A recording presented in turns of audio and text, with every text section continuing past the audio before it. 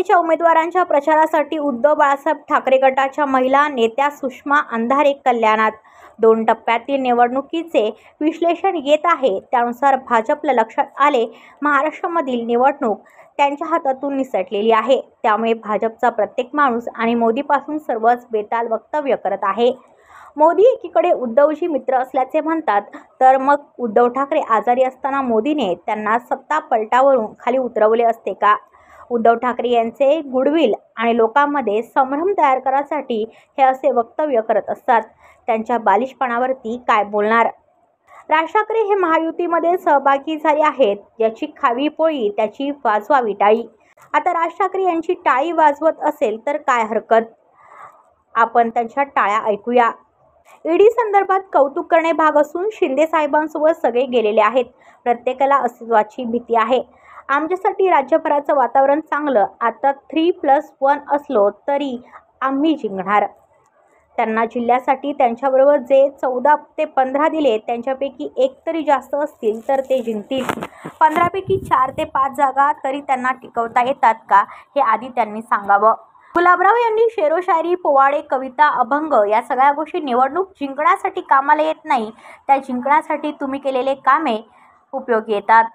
वैशाली दरेकर आणि रमेश जाधव यांनी अर्ज हा बॅकअप फॉर्म भरले असून काही टेक्निकल प्रॉब्लेम होऊ नये म्हणून हे अर्ज भरण्यात आले होते। उद्या काय ते चित्र स्पष्ट होईल। मीही तिकडेच असेन, त्यावेळी आपण बोलू। पक्षात श्रेष्ठींचा आदेश आल्यानंतर आमच्या पक्षातील सर्वच कार्यकर्ते, पदाधिकारी आणि उमेदवार आदेश पाळतात।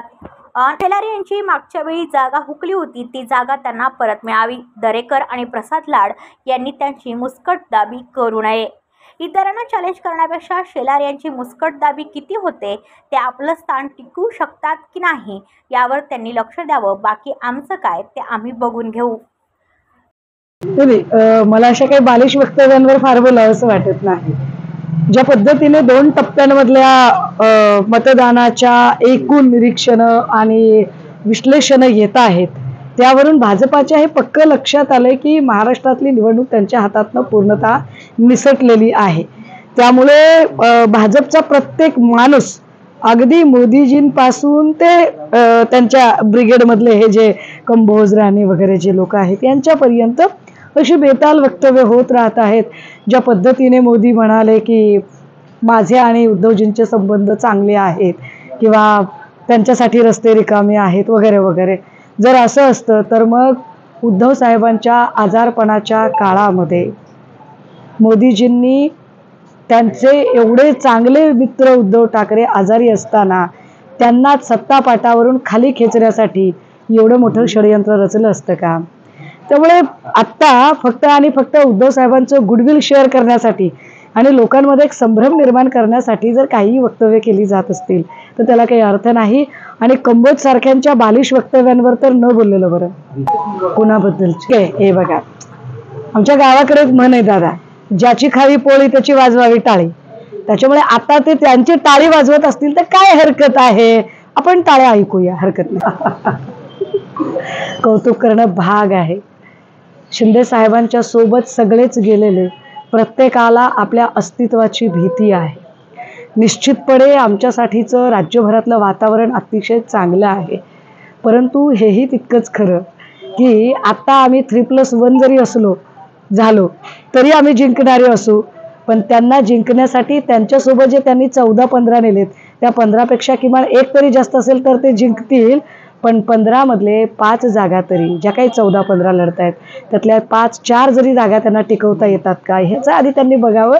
बाकी शेरोशायऱ्या, कविता, श्लोक, अभंग, पोवाडे, गवळणी ह्या सगळ्या गोष्टी इलेक्शन जिंकण्यासाठी कामाला येत नाहीत। इलेक्शन जिंकण्यासाठी तुम्ही केलेले कामं आणि त्या कामांचा पाडाच कामाला येतो। त्याच्यात एवढं काही आपण वेगळं अर्थाने घ्यायची गरज नाही।